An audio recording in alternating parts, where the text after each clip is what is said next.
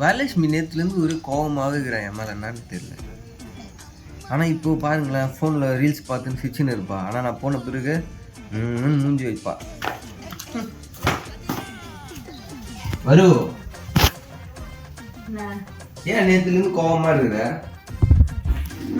ஏன் நேரத்துலேருந்து கோபமா இருக்கிற? என்ன பண்ண? ஒரு மாசமா வீட்ல இருக்கிற. என்ன அதுக்கு? இஎம்ஐல போன் வாங்கி கொடுத்த பர்த்டேக்கு. அந்த இஎம்ஐ யார் கட்டுவா? இதுக்கா கோவப்பட்டுனுங்கிற? சிரிக்காத.